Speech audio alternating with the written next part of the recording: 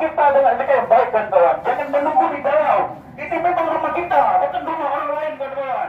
Shutdown puluhan mahasiswa geruduk kantor DPR KPD pada Jumat 2 September 2022.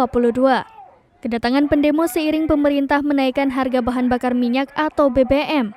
Aksi mahasiswa itu mendapat pengawalan personil Polres PD.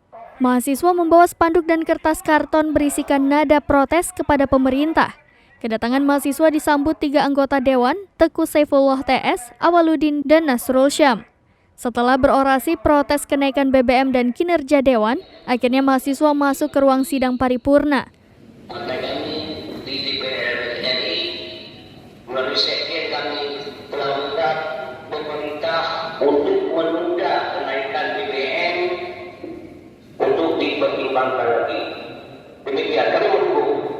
Kami siap mendukung arti menolak kenaikan BBM. Terima kasih. Meminta kepada DPR KPD untuk mempublikasikan dukungan DPR KPD terhadap petisi yang kami sampaikan. Yang terakhir, apabila petisi ini tidak diindahkan, selanjutnya mahasiswa menyerahkan petisi dan meminta Dewan menjalankan isi tuntutan tersebut. Dari Sigli, Muhammad Nazar, Serambi On TV. sekian dari saya. Bila itu